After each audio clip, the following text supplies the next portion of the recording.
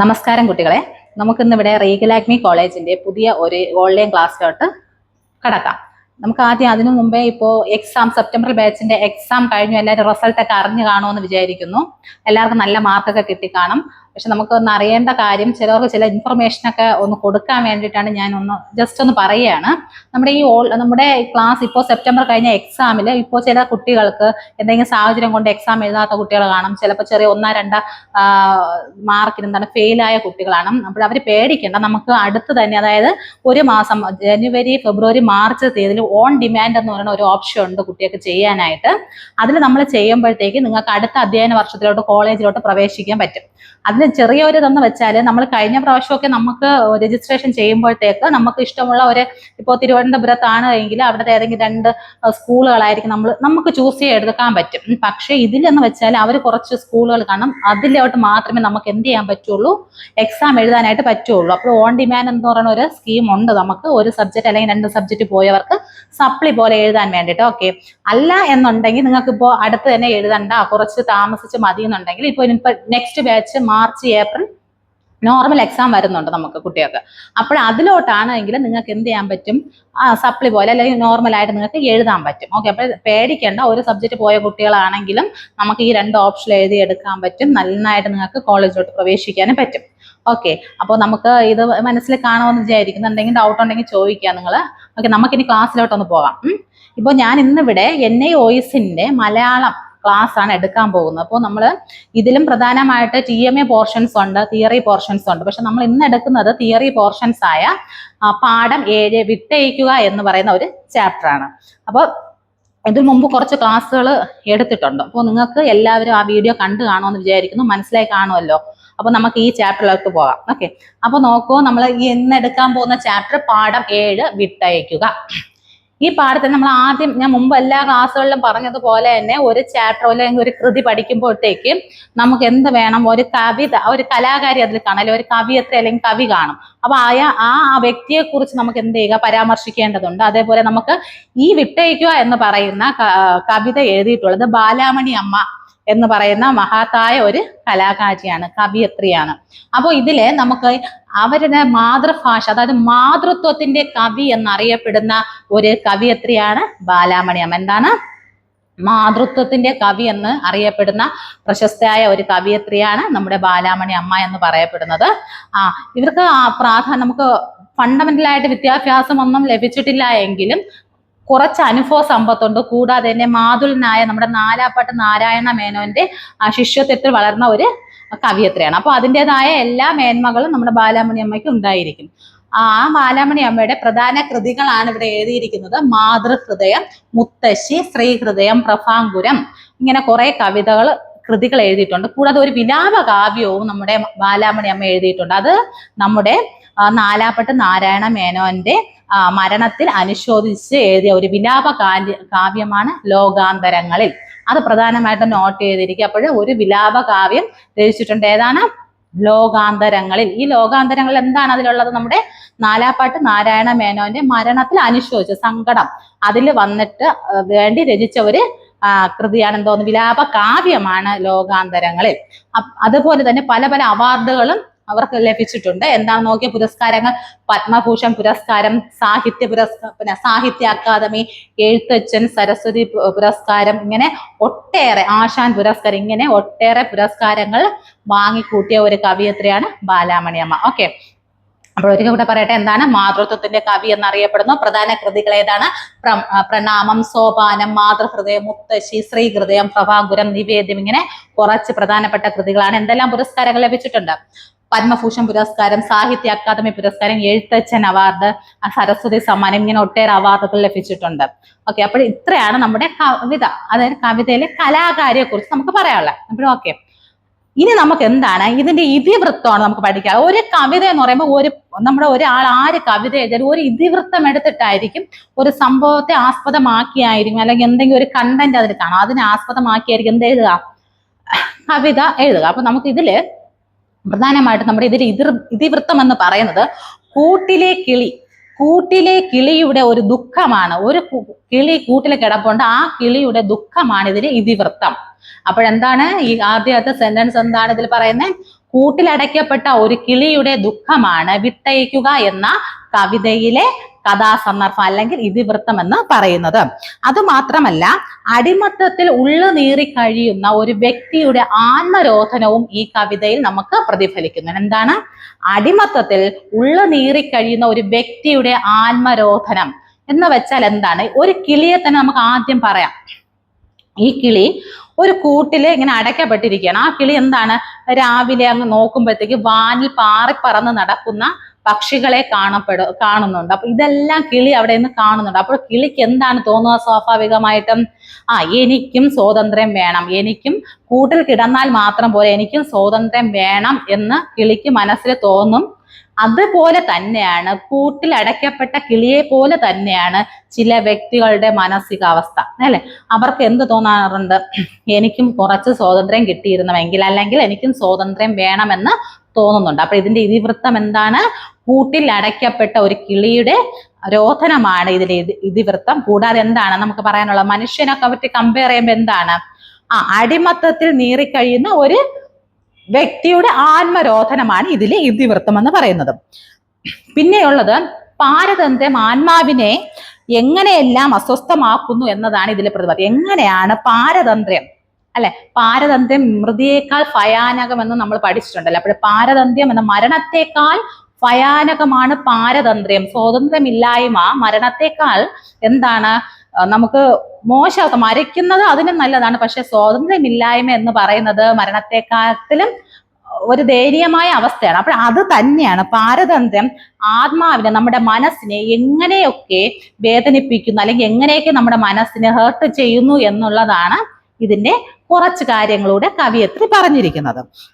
അതുപോലെ തന്നെ ഇതിൽ പറഞ്ഞിരിക്കുന്നത് പൊന്നിൻ മറയ്ക്കകത്ത് അടിമകളുടെ ദുഃഖം, അതായത് വീട്ടിനകത്ത് അടിമകളുടെ ദുഃഖം എന്താണ്? അടിച്ചമർത്തിക്ക് വച്ചിരിക്കുകയാണ്. അടിമകളുടെ ദുഃഖം എന്താണ്? മനസ്സിൽ അടിച്ചമർത്തി വച്ചിരിക്കുകയാണ്. അവരുടെ കണ്ണുനീർ ബാഷ്പമായി അന്തരീക്ഷത്തെ അല്ലെങ്കിൽ ആകാശത്തെ പുക പിടിപ്പിച്ചിരിക്കുന്നു. അങ്ങനെയൊക്കെ നമ്മൾ എന്ന് വെച്ചാൽ അത്രയ്ക്ക് അവരുടെ കണ്ണീര്, നമ്മൾ അടിമത്തത്തിലാണെങ്കിൽ നമ്മൾ കണ്ണീരെന്ന് എന്താണ്? കണ്ണീർ എന്താണ്? ബാഷ്പമായി ആകാശത്തോട്ട് പോകുന്ന ഇതാണ് എന്താണ്? മേഘപടലങ്ങളായി മാറുന്നതെന്നും കവി ചെറുതായിട്ട് കവിതയിൽ സൂചിപ്പിക്കുന്നുണ്ട്. അതായത് സ്വതന്ത്ര തൃഷ്ണ നമ്മുടെ അന്തരംഗത്തെ കരണ്ടു തിന്നുന്ന ഒരു പുഴുവിനെ പോലെയാണ്. എന്താണ്? നമുക്ക് സ്വതന്ത്രമില്ലായ്മ നമ്മുടെ മനസ്സിനെ കരണ്ടു തിന്നുന്ന ഒരു പുഴുവിനെ പോലെയെന്നും ഈ കവിതയിൽ വർണ്ണിച്ചിരിക്കുന്നു. കൂടാതെ ആകാശത്ത് പരക്കുമ്പോൾ തടവിലാക്കപ്പെട്ടവൾ അശാന്തി കൊണ്ട് നീറിപ്പിടയുന്നു. എന്താണ്? സന്ധ്യാരാഗം മീൻസ് രാവിലെ തൊട്ട് വൈകുന്നേരം വരെ നമ്മൾ കൂട്ടിൽ കിടക്കുമ്പോൾ ഒരു സംഭവം ആലോചിച്ച് നോക്കിയാൽ നമുക്ക് ഓരോരോ നിമിഷങ്ങൾ എന്താണ്? വേദന കൊണ്ട് നമ്മൾ നീറുകയാണ്. നമ്മുടെ സ്വാതന്ത്ര്യമില്ലായ്മ, നമ്മുടെ പാരതന്ത്ര്യം നമുക്ക് എന്താണ്? അത്രയ്ക്ക് ദുഷ്കരമായി കൊണ്ടിരിക്കുകയാണ് എന്നാണ് കവിയത്രി പറയുന്നത്. അടുത്തതിൽ നമുക്ക് പാരഗ്രാഫിൽ പഠിക്കാൻ പോകുന്നത് ഇത് നമുക്കൊരു കിളിക്ക് മുന്നിൽ സ്വപ്നമായി എന്താണ് വരുന്നത്? അതായത് കിളിയുടെ സ്വപ്നം അല്ലെങ്കിൽ കിളിയുടെ സ്വപ്നത്തിൽ എന്ന പോലെ പ്രത്യക്ഷപ്പെടുന്നത് എന്താണെന്നാണ് ചോദിച്ചിരിക്കുന്നത്. എന്താണ്? താമര കൈ വീശി ആടുന്ന തടാകം പ്രേമത്തോടെ കിളിയെ വിളിക്കുന്ന താമര കൈകളാകുന്ന എന്താണ്? തടാകത്തിലുള്ള താമര കൈകൾ കിളി എന്താണ്? ഇങ്ങോട്ട് മാടി വിളിക്കുന്നതായിട്ട് കിളി എന്ത് ചെയ്യുന്നു? സ്വപ്നം കാണുകയാണ്. കൂട്ടിൽ കിടക്കുന്ന കിളിയുടെ സ്വപ്നം എന്താണ്? തടാകത്തിൽ കിടക്കുന്ന താമര ഇതളുകൾ എന്താണ്? തന്നെ മാടി വിളിക്കുന്നതായിട്ട് എന്ത് സ്വപ്നം കാണുകയാണ്? നമ്മുടെ കിളി സ്വപ്നം കാണുകയാണ്. കൂടാതെ പൂക്കൾ പുഞ്ചിരിക്കുന്നതായിട്ട് സ്വപ്നം കാണുന്നുണ്ട്. പിന്നെ വണ്ടുകൾ ഉന്മാദ ലഹരിയിൽ പാറി നടക്കുന്നു. പൂക്കൾക്ക് ചുറ്റും വണ്ടുകൾ നടക്കുന്നു. ഇതെല്ലാം എന്താണ്? ഈ വാനിടം കിളിയെ എന്താണ്? പ്രലോഭിപ്പിക്കുകയാണ്. കിളിയെ അത്യമായിട്ട് പ്രലോഭിപ്പിക്കുകയാണ് ചെയ്യുന്നത്. എന്തൊക്കെയാണ് കിളിയുടെ സ്വപ്നത്തിൽ പ്രത്യക്ഷപ്പെടുന്നത്? താമര കൈകൾ വീശി ആരെ ആകർഷിക്കുന്നു? കിളിയെ ആകർഷിക്കുന്നതായിട്ടും പിന്നെ ഉന്മാദ ലഹരിയില് വണ്ടുകൾ പാറി നടക്കുന്നതായിട്ടും പൂക്കൾക്ക് ചുറ്റും വലം വയ്ക്കുന്നതായിട്ടും എന്ത് പറയുന്നുണ്ട്? കിളിക്ക് സ്വപ്നത്തിൽ കിളിയെ പ്രലോഭിപ്പിക്കുകയാണ്. സ്വാതന്ത്ര്യത്തിന് വേണ്ടി കിളിയെ പ്രലോഭിപ്പിക്കുകയാണ് ചെയ്യുന്നത്.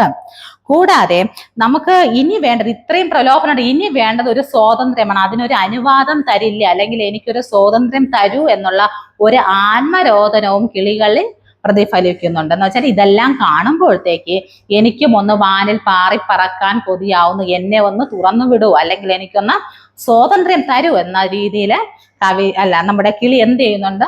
പറയുന്നുണ്ട്. പിന്നെ സ്വാതന്ത്ര്യം തന്നെ ജീവിതം ആണല്ലോ, നമുക്കറിയാലോ സ്വാതന്ത്ര്യം തന്നെ ജീവിതം എന്ന് പറയുന്നത് നേരത്തെ ഞാൻ പറഞ്ഞു സ്വാതന്ത്ര്യം തന്നെ ജീവിതം, പാരതന്ത്ര്യം മാനികൾക്ക് മൃതിയേക്കാൾ ഭയാനകം, അതല്ലേ? അപ്പൊ സ്വാതന്ത്ര്യം തന്നെയാണ് ജീവിതം. സ്വാതന്ത്ര്യം ഇല്ലെങ്കിൽ നമുക്ക് എന്തില്ല? ജീവിതം ഇല്ല. അപ്പോൾ സ്വാതന്ത്ര്യത്തിന് വേണ്ടി തന്നെയാണ് എല്ലാവരും, നിങ്ങൾക്കറിയാലോ പണ്ട് ഈ സ്വാതന്ത്ര്യത്തിന് വേണ്ടിയാണ് പല മഹാത്മാക്കളും എന്ത് ചെയ്തത്, നമുക്കിവിടെ സ്വാതന്ത്ര്യത്തിന് വേണ്ടി കളവൊഴുക്കിയത്, അല്ലെ? അപ്പോൾ അതുപോലെ തന്നെയാണ് സ്വാതന്ത്ര്യം തന്നെയാണ് ജീവിതം, അതിനു വേണ്ടി തന്നെയാണ് എല്ലാവരും നോക്കും പുതിയ ചിന്തകളെ. അതായത് ഈ സ്വാതന്ത്ര്യം എന്ന് പറയുമ്പോൾ കിളികളെ മാത്രമല്ലെന്ന് ഞാൻ പറഞ്ഞു, സ്ത്രീ ഹൃദയങ്ങളെ, അതായത് സ്ത്രീകളുടെ സ്വാതന്ത്ര്യത്തിന് വേണ്ടിയുള്ള ഒരു അഭ്യർത്ഥന കൂടി എന്ത് ചെയ്യുന്നുണ്ട് കവിയത്രി ഈ കവിതയിൽ കൂടെ മുന്നോട്ട് വയ്ക്കുന്നുണ്ട്. അതായത് സ്ത്രീകളുടെ സ്വാതന്ത്ര്യത്തിന് വേണ്ടി, സ്ത്രീകളുടെ സന്തോഷത്തിന് വേണ്ടി, അല്ലെങ്കിൽ സ്ത്രീകളുടെ സ്വാതന്ത്ര്യത്തിന് വേണ്ടിയുള്ള ഒരു അഭ്യർത്ഥന കൂടി ഇതിൽ വയ്ക്കുന്നുണ്ട്. അതുകൊണ്ട് തന്നെയാണ് സ്ത്രീ ഹൃദയം, അല്ലെ? സ്ത്രീ ഹൃദയം എന്ന് പറയുന്ന ഒരു കവിത എഴുതിയിട്ട്, മാതൃഹൃദയം, ഇതെല്ലാം സ്ത്രീകൾക്ക് വേണ്ടിയുള്ള കുറച്ച് എന്താണ് ഉയർന്നു വരാൻ, സമൂഹത്തിലായിട്ട് സ്ത്രീകൾ ഉയർന്നു വരാനുള്ള ഒരു ടെൻഡൻസി ഈ കവിതകൾ കൂടെ എന്ത് ചെയ്യുന്നുണ്ട് കവിയത്രി പറയുന്നുണ്ട്. അപ്പോൾ സ്ത്രീ സ്വാതന്ത്ര്യത്തിന് വേണ്ടിയുള്ള ഒരു എന്താണ് അഭ്യർത്ഥന കൂടെ ഈ കവിതയിൽ വർണ്ണിച്ചിട്ടുണ്ട്. കൂടാതെ നമുക്ക് നാട്ടിൽ നിറഞ്ഞിരിക്കുന്ന പുരുഷ മേധാവിത്വത്തെ, അല്ലെ? ചില പുരുഷ മേധാവിത്വത്തെ എന്ത് ചെയ്യുന്നുണ്ട്, പല നിലപാടുകളും, പുരുഷന്റെ പല നിലപാടുകളാണ് ഇന്ന് സ്ത്രീകൾ എന്ത് ചെയ്യപ്പെടുന്നത്, വീട്ടില് അല്ലെങ്കിൽ വീട്ടിനകത്ത് തളച്ചിടാനുള്ള ഒരു ശ്രമം നടത്തുന്നുണ്ട്. പക്ഷെ അതിനെല്ലാം നമ്മൾ എന്ത് ചെയ്യണം, മറികടക്കണം. അല്ലെങ്കിൽ അതിനെതിരെ നമുക്ക് സങ്കടമുണ്ട്, അല്ലെങ്കിൽ നമുക്ക് വിഷമമുണ്ട്, നമുക്ക് സ്വാതന്ത്ര്യം വേണമെന്ന് മനസ്സിലെങ്കിലും കരുതാത്ത ആരുമില്ല. അപ്പൊ അതിനു വേണ്ടി കൂടെയാണ് എന്ത് ചെയ്യുന്നത്, സ്ത്രീകൾക്കൊരു ഒരു ഉണർവ് ലഭിക്കുന്നത് കൂടെയാണ് ഈ കവിതകളിൽ ചെയ്തിട്ടുള്ളത്. അപ്പോൾ അടുത്ത് നമുക്ക് ഇതിൽ പറയാനുള്ളത്, ഈ നമ്മുടെ കൂട്ടിലടയ്ക്കപ്പെട്ട കിളിയിലെ സ്വാതന്ത്ര്യം, നമ്മൾ യജമാനം വിജയായിരിക്കുന്നു, ഞാൻ കിളിക്ക് ഭക്ഷണം കൊടുക്കുന്നുണ്ട്, നല്ല കൂട് കൊടുക്കുന്നുണ്ട്, എന്തുകൊണ്ട് കിളി നന്നായിട്ട് സന്തോഷവാനാണ് എന്ന് യജമാനന് ആത്മസംതൃപ്തി ഉണ്ടെങ്കിലും ആ കൂട്ടിനകത്ത് കിടക്കുന്ന കിളിക്ക് ഒരിക്കലും ആത്മസംതൃപ്തി കിട്ടുന്നില്ല. കാരണം എന്താണ്, കിളി അവിടെ എന്താണ് സ്വാതന്ത്ര്യം അനുഭവിക്കുന്നില്ല. പിന്നെ എന്താണ്, അവിടെ ഒരു അടിമത്വമാണ്, അല്ലെ? അതായത് ആ യജമാനൻ തന്നെ അടിമയാക്കി ആ കൂട്ടിൽ തളച്ചിട്ടിരിക്കുന്നു എന്നുള്ള മാനസിക അവസ്ഥയാണ് അവിടെ കിളിക്ക് ഉണ്ടായിട്ടുള്ളത്. അതുപോലെ തന്നെയാണ് ചില അടിമകളെ, അതായത് നമ്മുടെ സ്ത്രീത്വത്തെ അല്ലെങ്കിൽ പല വ്യക്തികളെയും എന്ത് ചെയ്യുന്നത്, എല്ലാ സുഖ സൗകര്യങ്ങളും ഉണ്ടെങ്കിൽ എന്തില്ല, അവർക്കൊന്ന് പുറത്തിറങ്ങാനുള്ള സ്വാതന്ത്ര്യം, അല്ലെങ്കിൽ ബന്ധുജനങ്ങളെ കാണാനോ വീട്ടിലോട്ട് പോകാനോ ഉള്ള സ്വാതന്ത്ര്യം കിട്ടുന്നില്ല. അപ്പോൾ അതിലെന്തുണ്ട്, ബാക്കി എല്ലാ സുഖ സൗകര്യങ്ങളും ഉണ്ടെങ്കിൽ അവർക്ക് സ്വാതന്ത്ര്യം ലഭിക്കുന്നില്ല എന്നും കവിതയിൽ വർണ്ണിച്ചിട്ടുണ്ട്. കിളിക്ക് പലതരത്തിലുള്ള, നമുക്കറിയാം വാനിൽ ഒരു കിളിയുടെ ലക്ഷ്യം എന്തായിരിക്കും, അതിന്റെ ഭവനം എന്ന് പറയുന്നത് എന്താണ്, കാടായിരിക്കും, അല്ലെ? അപ്പോൾ കാട്ടിൽ പറന്ന് നടക്കുക, അല്ലെങ്കിൽ ഫ്രീ ആയിട്ട് അന്തരീക്ഷത്തിലോട്ട് പറന്ന് നടക്കുക, അതിന് ഇഷ്ടമുള്ളത് ഇരിക്കുക, ഇഷ്ടമുള്ളത് വലിച്ച് കഴിക്കുക, ഇതൊക്കെ ഒരു കിളിയുടെ എന്താണ് അവരുടെ സ്വാതന്ത്ര്യം. പക്ഷെ അതെല്ലാം തളയ്ക്കപ്പെട്ട ആ കിളി എന്ത് ചെയ്യണം, ആ ഒരു കൂട്ടിലോട്ട് അടയ്ക്കപ്പെട്ടിരിക്കണം. അപ്പോഴ കിളിയുടെ ആത്മരോധനമാണ് വിട്ടയക്കുക എന്ന കവിതയിലോട്ടുള്ള. പിന്നെ അടുത്ത് നമുക്ക് ഇതിനെ പറ്റി പറയുമ്പോഴേക്കും ഇതിൽ കുറച്ച് സ്വാതന്ത്ര്യം നമുക്കറിയാലോ, ഇത് നമുക്ക് വള്ളത്തോൾ നാരായണമേനെ ഒരു സ്വാതന്ത്ര്യത്തെ കുറിച്ച് പറയാം. ബന്ധുര കാഞ്ചന കൂട്ടിലാണെങ്കിലും ബന്ധനം തന്നെ പാരി, കേട്ടിട്ടുണ്ടാവുമല്ലോ, നമ്മൾ മുമ്പേ കുഞ്ഞു ക്ലാസ്സിലൊക്കെ പഠിച്ചിട്ടില്ല. എന്താണ് ബന്ധുര കാഞ്ചന കൂട്ടിലാണെങ്കിലും ബന്ധനം തന്നെ ബലം എന്ന് വെച്ചാൽ എന്താണ്, സ്വർണ്ണക്കൂട്ടിലാണെങ്കിലും കാഞ്ചനക്കൂട്ട് സ്വർണമാണെങ്കിലും അതിനകത്ത് കിടക്കുന്ന ഒരു ബന്ധനം തന്നെയാണ്. കൂട് എന്തോ ആയിക്കൊള്ളട്ടെ, പക്ഷെ അവരൊക്കെ വിചാരിക്കും ഒരു സ്വർണ്ണ കൂട്ടി കിടക്കണം, ആ കിളി എന്ത് ഭാഗ്യവനാണ്, അല്ലെ? പക്ഷെ എന്താണ്, ഏത് സ്വർണ്ണക്കൂട്ടിൽ കിടന്നാലും സ്വാതന്ത്ര്യമില്ല എങ്കിൽ എന്താണ്, അതൊരു മൃതിയേക്കാൾ, നമ്മുടെ മരണത്തെക്കാൾ ഭയാനകമായ ഒരു അവസ്ഥയാണെന്ന് പല കവികളും വർണ്ണിച്ചിട്ടുള്ളത്. അതിൽ വള്ളത്തോൾ നാരായണ മേനോൻ വർണ്ണിച്ചിട്ടുള്ളതാണ് എന്താണ്, ബന്ധുര കാഞ്ചന കൂട്ടിലാണെങ്കിലും ബന്ധനം തന്നെ പാരില്ലെന്ന് പറയുന്നത് അത് പ്രശസ്തമായ ഒരു കവിതയാണ്. പിന്നെ നോക്കുക, നമ്മുടെ ബാലാമണി അമ്മയുടെ പ്രധാന കടമ എന്ന നമുക്കറിയാൻ പറ്റും, ബാലാമണിയുടെ മിക്ക കവിതകളിലും മാതൃത്വവും കുടുംബാന്തരീക്ഷവും ഒക്കെയാണ് കവിതാ തന്തുവായിട്ട് വന്നിട്ടുള്ളത്, അല്ലെ? മാതൃത്വം, അതാണ് മാതൃത്വത്തിന്റെ കവി എന്ന് ആരറിയപ്പെടുന്നത്, ബാലാമണി അമ്മ എന്നറിയപ്പെടുന്നത്.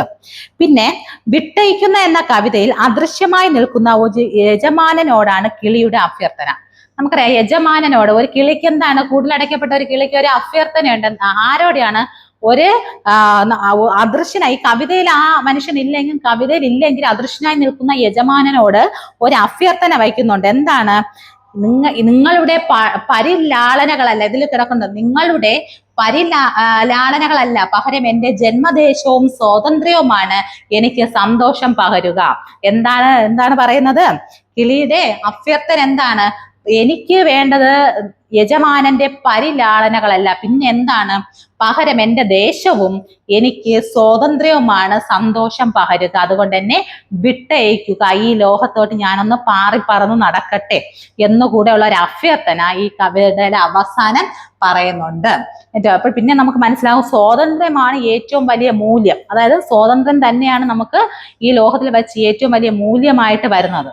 ഓക്കെ, അപ്പോൾ ഈ ഒരു പാഠഭാഗത്തിൽ ഏറ്റവും അവസാനം ഈ കവിതയിൽ കൺക്ലൂഡ് ചെയ്തിരിക്കുന്ന എന്താണ്?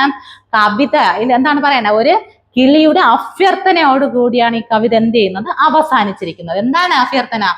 പരിലാളനല്ല, പകരം എനിക്ക് എൻ്റെ ജന്മദേശവും പിന്നെ സ്വാതന്ത്ര്യമാണ് എനിക്ക് വേണ്ടത് എന്ന് ഈ കവിതയിലൂടെ കവിയത്രി പറയാതെ തന്നെ നമുക്ക് പറഞ്ഞിരിക്കുകയാണ്. അതിന് വേണ്ടിയിട്ട് എന്നെ എന്ത് ചെയ്യുക?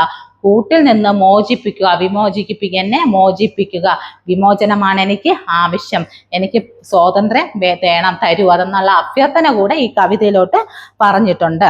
ഓക്കെ, അപ്പോൾ നിങ്ങൾക്ക് ഇതാണ് നമ്മുടെ ഈ ഒരു കവിതയിലെ ഒരു ആശയം, ഒരു സമ്മറി. ഈ കവിതയിൽ ഇത്രയാണ് പറഞ്ഞിട്ടുള്ളത്. എന്താണ് മനസ്സിലായോ? എന്താണ് കവിതയിൽ പറഞ്ഞിട്ടുള്ളത്? നമ്മളെ വിട്ടയക്കുന്ന പാഠഭാഗം ആരെഴുതിയതാ? ബാലമണിയമ്മയുടെ ഒരു കവിതയാണ്. എന്താണ് ഇതില്? ഞാൻ ചെറുതായിട്ടൊന്ന് പറയാൻ. എന്നിട്ട് എന്താണ് അതിൽ ഉള്ള മാതൃത്വത്തിന്റെ കവി എന്നറിയപ്പെടുന്നു. പിന്നെ ഇതിലെ ഏറ്റവും വലിയ ഇതിവൃത്തം എന്താണ്? ഇതിവൃത്തം എന്ന് പറയുന്നത് കൂട്ടിൽ അടയ്ക്കപ്പെട്ട ഒരു കിളിയുടെ രോധനമാണ്. കൂടാതെ ഒരു അടിമത്തത്തിൽ ഉള്ളിനേറി കഴിയുന്ന ഒരു വ്യക്തിയുടെ രോധനം കൂടെ, ആത്മരോധനം കൂടെ കവിതയിൽ ഉണ്ട്. ഓക്കെ, അപ്പൊ ഇതെല്ലാം ഒന്ന് നന്നായിട്ട് ഈ ടെക്സ്റ്റ് ഒന്ന് വായിച്ചു നോക്കണം കേട്ടോ. വായിച്ചു നോക്കിയതിന് ശേഷം മാത്രം നിങ്ങൾ എന്ത് ചെയ്യുക? അടുത്ത എക്സാമിനോട്ട് പ്രിപ്പയർ ചെയ്യുക. ഇനി നെക്സ്റ്റ് എക്സാം ഒക്കെ ഉടനെ തന്നെ വരുന്നുണ്ട്. നിങ്ങൾക്ക് മാർച്ച് ഏപ്രിലൊക്കെ ആകുമ്പോഴത്തേക്ക് എക്സാം വരുന്നുണ്ട്. അപ്പോഴേ അതിന് മുമ്പായിട്ട് നിങ്ങൾ എന്ത് ചെയ്യുക? ഈ ഒരു പോർഷൻ ഒന്ന് നന്നായിട്ട് വായിച്ചു. ഇത് എക്സാമിന് പറഞ്ഞ തിയറി പേപ്പറാണ്. അപ്പോൾ നിങ്ങൾ എന്ത് ചെയ്യുക? ഇത് പ്രത്യേകത എന്ന് വെച്ചാൽ ഇപ്പോൾ ഞാൻ ക്ലാസ്സിൽ പറഞ്ഞതൊക്കെ ഓക്കെയാണ്, പക്ഷെ ഇത് എൻ്റെതായ രീതിയിലാണ് ഞാൻ നിങ്ങൾക്ക് അവതരിപ്പിച്ചിട്ടുള്ളത്. പക്ഷേ നിങ്ങൾ ഇതിന്റെ കഥാതന്തു മനസ്സിലാക്കുകയും നിങ്ങളുടേതായ ആശയങ്ങൾ, നിങ്ങൾക്ക് എന്താണോ മനസ്സിലായത്, നിങ്ങളുടേതായ ആശയത്തിൽ നിങ്ങൾ എന്ത് ചെയ്യണം? ആൻസർ എഴുതാൻ നോക്കണം. ഓക്കെ, ഇപ്പോൾ കിളിയുടെ സ്വപ്നമായിക്കോട്ടെ. എന്താണ് കിളിയുടെ സ്വപ്നം എന്ന് പറയുന്നത്? വാനിൽ പറന്നുയർന്ന് നടക്കുക. പിന്നെ ആ സ്വപ്നത്തിൽ എന്താണ്? താമര കൈകൾ വീശി എന്നെ. അതൊക്കെ ആ ഒരു കവിതയിലുള്ളതാണ്. അപ്പൊ ഞാൻ എൻ്റെ രീതിയിൽ പറഞ്ഞു തരുന്നുണ്ട്. നിങ്ങൾ ആ ഒരു നിങ്ങളുടെ ഇത് വെച്ചിട്ട് എന്ത് ചെയ്യുക? നിങ്ങൾ എഴുതുക. ഓക്കെ, നല്ല രീതിയിൽ നിങ്ങൾ എല്ലാവരും എക്സാമിനോട്, നെക്സ്റ്റ് വരുന്ന എക്സാമിനോട് പ്രിപ്പയർ ചെയ്യുക. ഞാൻ ഈ വീഡിയോയുടെ ആദ്യം തന്നെ പറഞ്ഞിട്ടുണ്ടായിരുന്നു, ഇനി ആരും ഒരു വിഷയത്തിനൊക്കെ തോറ്റ കുട്ടികളുണ്ടെങ്കിൽ ആരും പേടിക്കണ്ട. പെട്ടെന്ന് തന്നെ നമുക്ക് എക്സാം എഴുതി അടുത്ത അധ്യയന വർഷത്തിലോട്ട് നിങ്ങൾക്ക് കോളേജിലോ നിങ്ങൾക്ക് ഇഷ്ടപ്പെട്ട കോഴ്സുകൾ കംപ്ലീറ്റ് ചെയ്യാൻ പറ്റും. അപ്പോൾ അതിന് വേണ്ടിയിട്ട് പ്രിപ്പയർ ചെയ്യുന്ന കുട്ടികൾ നല്ലതുപോലെ എന്താ നമുക്ക് ഓൺ ഡിമാൻഡ് എന്ന് പറയുന്ന സംഭവത്തിൽ നമുക്ക് എക്സാം അറ്റൻഡ് ചെയ്യാൻ പറ്റും. അപ്പോൾ അതിലാരും പേടിക്കേണ്ടതില്ല. എന്നാലും നിങ്ങൾ എന്ത് ചെയ്യുക? നന്നായിട്ട് ഒന്ന് പഠിക്കുക. ഓക്കെ, അപ്പോൾ ഈ ക്ലാസ് നിങ്ങൾക്ക് ഫലപ്രദമായി കാണുമെന്ന് വിചാരിക്കുന്നു. ജസ്റ്റ് ഒന്ന് കണ്ടു നോക്കുക. നമുക്കിനി അടുത്ത പുതിയ ഒരു പോർഷൻ, അതായത് മലയാളം വീഡിയോയിലോട്ട് നമുക്ക് തിയറി പോർഷനിലുള്ള ഒരു വീഡിയോയിലോട്ട് കാണാം. ഓക്കെ, അതുവരെ നിങ്ങൾ എല്ലാവരും നന്നായിട്ട് പഠിക്കുക. Thank you.